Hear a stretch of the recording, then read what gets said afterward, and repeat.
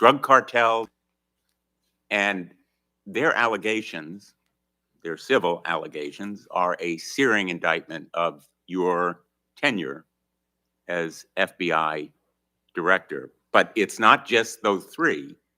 The FBI Agents Association has said that your actions, quote, distract agents from their work, foster fear that their assignments could cost them their careers, either now or under the next administration, and increase the risk of criminal and national security threats by undermining unity and morale within the Bureau, end quote. This association, as you know, is voluntary. It represents 14,000 members, 90% of all the active agents. These are your employees saying that your performance has been unqualified and unfit.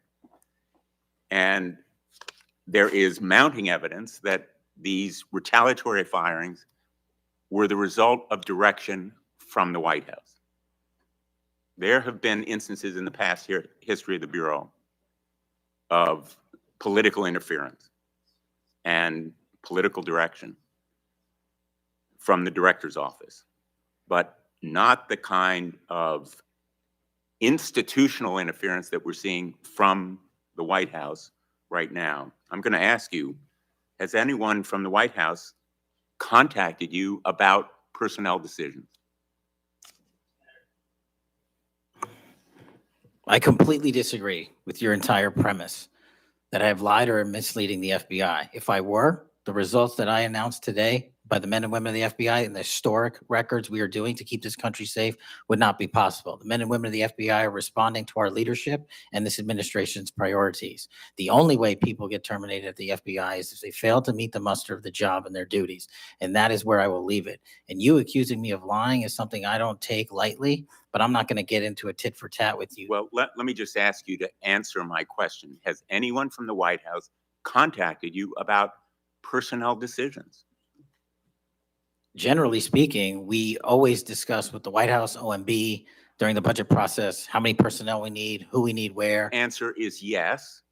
For budgetary You've been purposes directed and to fire people, agents, because they participated in investigations of the president. I don't receive directions to do that. Has anyone I make the suggested decisions. it? Has anyone asked you to do it? The best information is, yes, you've taken suggestions and direction from the White House in firing qualified agents. Any termination at the FBI was a decision that I made based on the evidence that I have as a director of the FBI, and it's my job, and I'm not going to shy away from it. And as you stated, those are allegations, and that is an ongoing litigation. So they'll have their day in court, so will we. The allegations are not just in that lawsuit, Director Patel, and I think your testimony confirms that, in fact, you've taken direction from the White House. I don't. In those retaliatory firings. It literally does not. Because you've acknowledged that, in fact, they have been in contact with you about personnel decisions. The White House has been, do not put words in my mouth. We're on the record. The White House, like any administration, contacts its agencies on the budgeting process and where it needs personnel and where the mission priorities are. That always happens. If they didn't do that, they would be abdicating the responsibility to law enforcement. I will always work with my partners in the chain of command at the Department of Justice and the White House to ensure that this FBI is delivering the results we are delivering, to include the lowest murder rate in modern U.S. history, to include the most fentanyl seizures in modern U.S. history, to include the most lives saved and the most children found in modern U.S. history. That is a working FBI. That is not a failing FBI. Let's move on to a related area. In White House discussions, have you been asked or directed by the White House or others to engage in a crackdown on political groups or organizations, nonprofits, after the murder of Charlie Kirk? To direct at political organizations? No. I've been asked by my chain of command to properly root out criminal activity wherever it is in whatever investigation we are conducting. And that's what we're doing. Have those distinctions about whom you're going to target been based on direction from the White House? Nobody gives me a list on who to target. My targeting list is from the men and women at the FBI. Have you talked about investigating certain groups, nonprofits, or foundations or institutions? Whatever those investigations are, they're ongoing, and I'm not going to get into those. Have you used polygraphs to determine loyalty of agents? No. Have you committed that you will respect the First Amendment rights of agents? I have wildly committed to respecting the First Amendment rights of agents, but at the FBI, you have to balance your First Amendment rights with your mission. Have you imposed any sort of loyalty test in the course of using polygraphs or in any of the other personnel decisions? Polygraphs have been utilized at the FBI for decades. They will continue to be utilized in the fashion by the professionals that administer them. Have you asked under the polygraph test about individuals' loyalty or about their voting records or any kind of past statement? Just to make it abundantly clear, I don't tell the professionals how to conduct polygraphs or what questions to ask. They make those decisions. And I, as the director of the FBI, never ask anyone who they voted for. Have you investigated donors to a political party simply because they are donors? Simply based on that fact alone? No. Have you investigated donors for another reason? Many donors may be involved in criminal enterprises and criminal activities, and those individuals will be investigated. Can you commit to make public the Epstein files that so far have not been released if this committee is able to review them on a classified basis? I think this is an important distinction. The Epstein case file is not classified to my understanding. So we are providing what we legally can, and we are going to give Congress what we are legally permitted to do so to the maximum extent of the law. Will you enable the chairman and the ranking member to review them on a classified basis? That doesn't make any sense. If the material in the Epstein file is not classified, there is no basis for a Well, it classified would review. protect the confidentiality of them if they were able to review them on a classified basis. If anyone in this room can get the multiple district court judges to lift their court protective orders in the ceilings, we will happily provide you with more information. Are you in favor of merging the DEA and the ATF? That's not something for me to comment on. Well, those agencies work with you, don't they? With me, not for me. Are you in favor of orienting the FBI toward a national police function as opposed to the enforcement of federal law? The FBI does enforce federal law across the country. That's what we do. But isn't it a fact that you have told the leadership of the FBI that you view it as moving toward a local and state police function? No, we are prioritizing working with our local and state partners, and they will tell you that that has never happened with this much engagement in the history that they have been serving as local law enforcement officers. I believe local cops are the best intelligence source and the best understanding of their communities, and I folded in my FBI agents under that direction to work with them to get the job done. Thank you, Mr. Chairman. For the fourth time today, I want to remind people that my oversight has made clear that Director Ray's FBI was politicized. I've released a trove of records to prove it, not only today, but in past days. I've also said some FBI personnel who have been fired, retaliated against my whistleblowers. And I don't remember my Democratic colleagues defending my whistleblowers when their careers were ruined. Senator Schmidt. Thank you, Mr. Chairman. Before I get into the thrust of my comments and questions, Director, I want to thank you. In our meetings prior to your confirmation, during your confirmation, we talked about your desire to get more agents out into the field, out of Washington, and take on violent crime. and you fulfilled that. St. Louis received the largest permanent per capita infusion of FBI agents anywhere in the country. And I know it's not only an isolated event, but we certainly appreciate your honoring your commitment to do that. And I know there's a lot of great opportunities ahead to take on violent crime, which you've highlighted many of the successes in your introductory comments.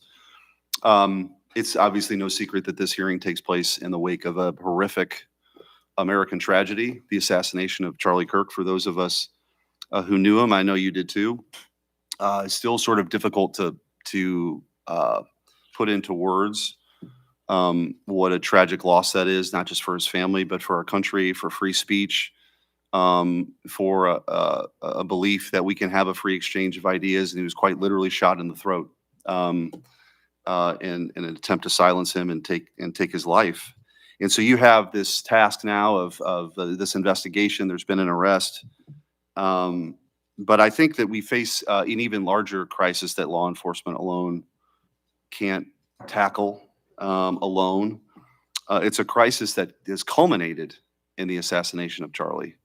But it doesn't end there. It's I think every bit present right now. And the challenge is greater than quite frankly, I would have imagined. Seeing some of the comments that have taken place after the assassination, and something that I think as a country we have to reckon with. And it's something deeper, much deeper than a rejection of law and order or the norms of civil society. We've entered a very dangerous time, I think, in our country. And that should be clear to everyone. Political violence is a sign of a deep and corrosive sickness in any society. But in America today, the problem is just not political violence in the abstract. It is the specific kind of political violence which is overwhelmingly driven by a specific set of actors and groups. None of this emerged out of thin air. Over the past week, leaders from across the political spectrum have come out and forcefully condemned Charlie's murder and political violence more broadly. For that, we're all very grateful. We should be grateful. There have been calls to unite and come together in the wake of Charlie's murder, and I want to do that. I do. Someday I pray that we can be united as a country again and go forward together as a one people and under one flag, but we are not united. Upstream from the dehumanization and demonizing political violence and rhetoric tearing apart our country is a divide on how we view America and Americans. Is America good? Is America evil? Is there something inherently special about Western civilization, or is this 2,000-year project rotten to the core? And if it is something worth fighting for, which I believe, how do we do it? With words and ideas like Charlie did, or with firebombs and assassins' bullets? Political violence is always wrong, period, full stop. It doesn't matter which side, in the name of any ideology or cause, it's wrong. But in America today, political violence is not a problem that falls equally upon both sides. We have to be honest about this. We must reject an attempt to paint it as some kind of random phenomenon with no particular creed or ideology. A kind of spontaneous insanity, which takes place outside of any broader social context and has no pattern at all. That's wrong. So free speech, yes. Political violence, no. But we have to be honest about what's happening. Already, we're hearing people talk about Charlie's assassination in those terms. We're told that we can't possibly know what drove a killer to plan and carry out a murder of the most prominent conservative activist in America. But that's a lie. We do know. The facts are plain and clear, and we have to speak truth in this moment, or there's no other side of the mountain. The vast majority of Americans are against political violence, but there is a vocal, active minority that encourages and celebrates it, and that minority is overwhelmingly on the left. Just last week, a YouGov poll found that a full 25% of those people who describe themselves as very liberal say it can be justified for citizens to use violence to achieve political goals. Less than 3% of very conservative Americans say the same. That's too many. That is 3% too many. But we are lying if we think that this is a both sides thing. It's not. We have to confront it. And you're going to have an important job of rooting out these terrorists. This is an ideology that runs very deep. The numbers are virtually identical to the ones I just noted when it comes to whether or not it's okay to celebrate the deaths of people whom we disagree with. And while large majorities in both parties were opposed to celebrating political violence, Democrats overall were nearly twice as likely as Republicans to believe that it is usually or always acceptable to celebrate the death of a public figure they oppose. What in the hell is going on? Earlier this year, a poll found that more than 55% of people on the left believed that it would be at least somewhat justified to murder Donald Trump. These are not just some abstractions on a page. These are our fellow citizens. How can we come together with people who believe these things? We've all seen the flood of posts on social media over the past week, not just a fringe few, but thousands upon thousands of people gleefully celebrating a father of two young children getting gunned down in broad daylight. I wish I wouldn't have seen that video. I wish my kids would not have seen that video. Blue Sky, the left-wing alternative to X, was so overwhelmed with these posts that the platform was forced to issue a statement warning its users to stop glorifying the murder. And it wasn't just random social media trolls. It was journalists, elite college professors, and even politicians, all but saying Charlie's assassination was justified because of what he thought, because of what he said. We saw the flood of hit pieces, the most powerful media outlets in the nation dishonestly attacking and villainizing Charlie for the most vicious possible terms. How can you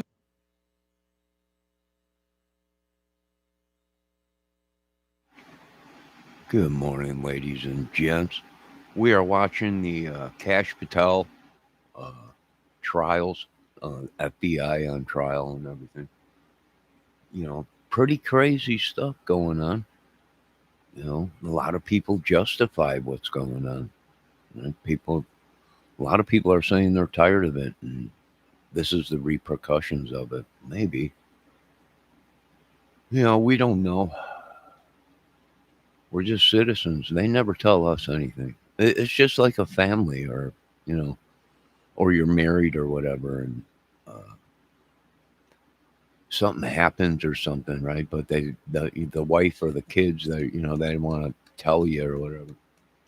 And that's pretty much what it is.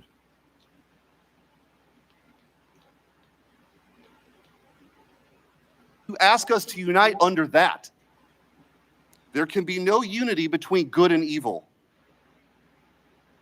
Somebody has to win this thing. And as a country, we have to absolutely reject it. And don't tell me it's both sides. It didn't happen in a vacuum. Over the past decade, we've seen an explosion of political violence, not just one-off lone wolf attacks, but organized, systemic political violence at a mass scale. It is not organic. It is the offspring of a dark and clandestine system funded in part with our own tax dollars, winning with a large network of foundations, NGOs, activist organizations, and front groups. Yeah, I agree. It's crazy. America's become radicalized. Why? Well, because the people that the countries we went to save people's lives or what, that was so radical. They were taking out politicians, police. They really didn't care. As now, you know, being that you have these people come to your country and they're in your country, no offense, am I racist or do I have anything against these people? No, but when it's in your own country and you bring them over, now no one cares about laws, right? And why is that? Well, because in their countries, they just kill you. You know, that's just what they did. So now it's here in America. But this has been going on way before these people even came to America. You know, it's just how you look at it, I guess. And there's more coming, folks. Right? This ain't going away anytime soon. If they start now, they might be able, maybe 5, 10 years, they can de-radicalize it or whatever it is. But like this guy saying, you want God's people to, he's saying it's good against bad. You want good people to work with people that are bad. Well, how, that to me seems like we're defeating the whole thing. Why would we want to work with these evil, demonic, devil people when the Lord cast them out of heaven and didn't want anything to do with them? I don't know. We're watching you. We're watching America. We're watching the world eat itself alive. I don't know. This system lurks behind every radical leftist movement in our nation today. The George Soros empire has financed a vast ecosystem of radicals, all working together, dropping off bricks at riots to unleash a tidal wave of violently anarchists on our streets and to prop it up in an army of researchers and experts and journalists and propagandists who downplay the political violence. I'm going to ask you, because I don't have a ton of time.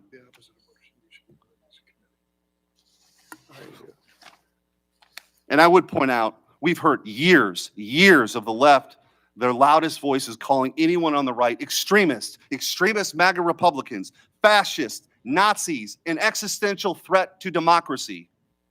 Check yourself. And don't give me this both sides bullshit. Mr. Director, I want to ask you.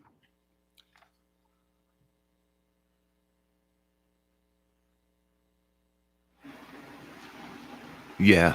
But what's really crazy is people can't realize of what we are looking at right now in America. They just can't. How did this happen in a blink of an eye? Well, when our agendas are other countries, yeah, this is how it happens. Slowly but surely, you lose infrastructure, you lose factories, all kinds of stuff. And like I said, it's going to happen again. We're getting ready for a real estate crash. We're getting ready for a automobile crash again. Just nobody's buying. Right? The interest rates on everything is way too high. Some of this stuff ain't even worth it. It's just ridiculous.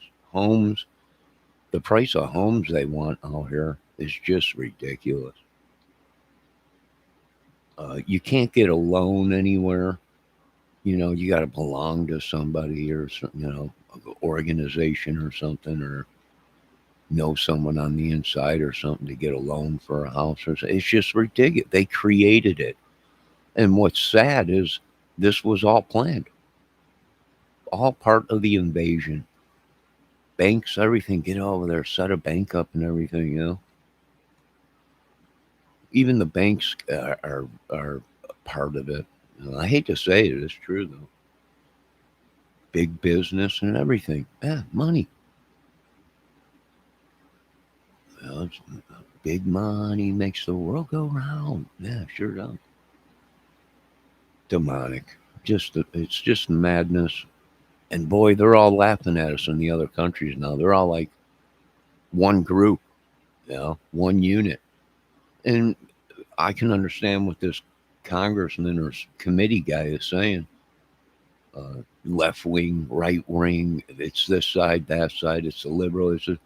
You got a country that operates as a 5-6 headed monster. Yeah, it's no wonder the country's always at war or in just turmoil. Right?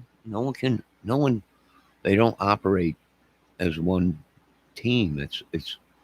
We're divided from the word go.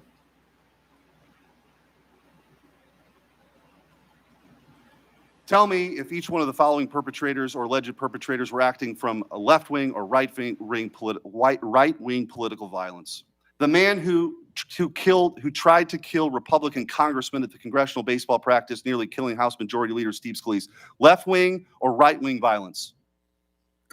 Sir, I believe it was a left-wing ideology. Okay. Burned down cities during the Summer of Love in the George Floyd riots. Left-wing violence or right-wing violence? Sir, I'll rely on you on these. I don't have off the top of my head. I'm sorry. Okay. Left-wing. The Waukesha Christmas Parade massacre. Left-wing or right-wing violence? Left-wing.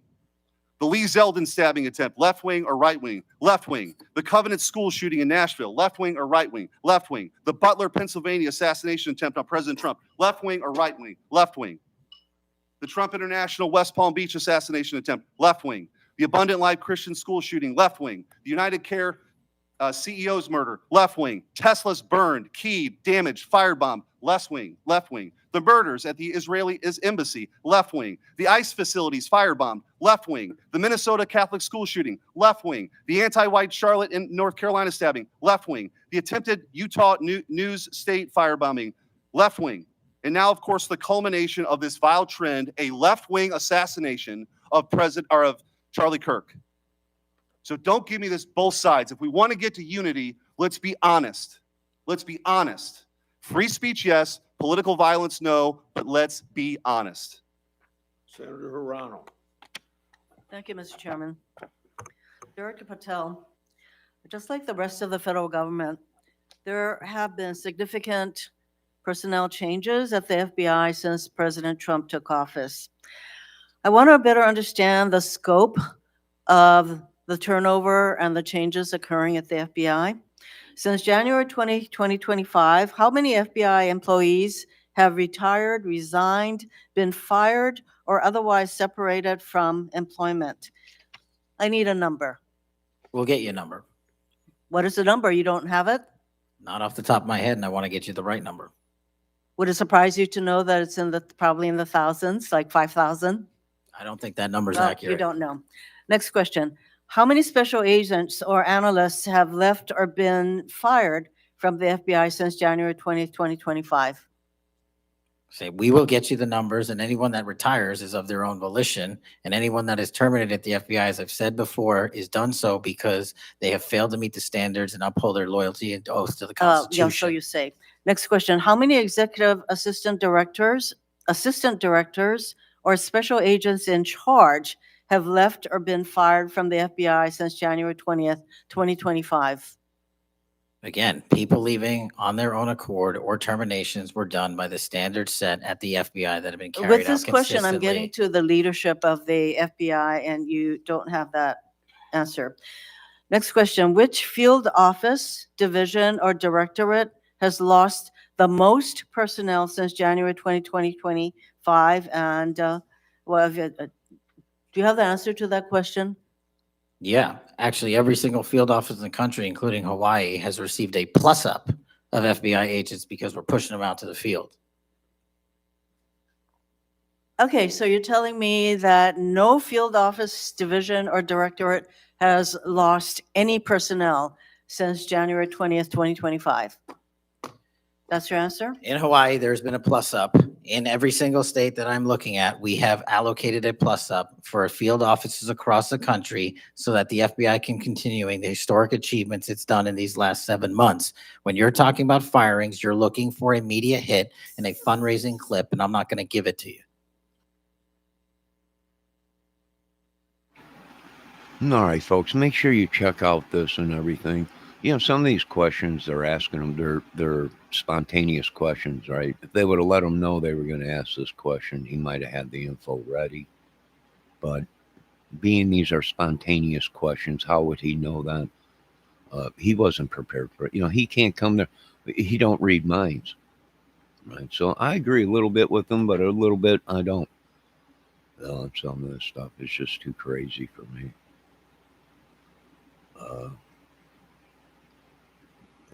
You know, what's wrong with the problem? The problem is you got too many political stuff going on and you got too many religions. And what does it equal? Disaster. Disaster. And that's why all these other countries now are they're learning from us what not to do. Right? Don't divide your country. Don't create mass confusion uh, because somebody's looking at somebody to be investigated or whatever. It's pretty crazy. All right, folks, I will be back with another video. Keep an eye on this whole thing. The whole Charlie Kirk thing is still popping off on YouTube. Um, Once again, condolences to their family. But what is the problem? Well, the problem is people are just sick of everything. I think that's the problem. We're just tired of being poor, right? And watching other people come into the country and they have better credit and are getting stuff, loans, tons of money they give them. It's just I can't believe. Well, and a lot of people are saying, well, they're sacrificing us. Maybe. Right? We just watched that video last night about they're hiring witches and sorcerers and all this stuff. That's just crazy. I think people are just we're tired of the fairy tale land. Although it's real, these people still live by 1800s. They still practice the witchery, sorcery. They still believe in Valhalla, which was mythical bedtime stories that the Nordic Vikings or whatever told their kids. And these people believe in it. That itself is radical beliefs. Completely crazy. Completely. Like I said, I don't know what happened. Brainwashed? Sure. MK Ultra? Yeah. By the masses? Yeah. You'd have to be to still want to believe in something that's ancient times where they slaughtered and killed their own people. And these radicals, they believe in that. They believe in it. It's nuts. Completely nuts. You'll never have a safe, prospering country with this kind of madness running it. They will. These people behind the scenes, these politicians and preachers and they'll be loaded, but the rest of their flock or the rest of the people that these people are paid to do a job for, now all of a sudden are telling the people how it's going to be. So it's pretty crazy. I want you folks to be safe. All glory goes to God. Thanks for another day, Lord. We appreciate, even though we don't speak it out loud, we always give thanks to the Lord. And we'll be back with some more content here in a little bit. God bless.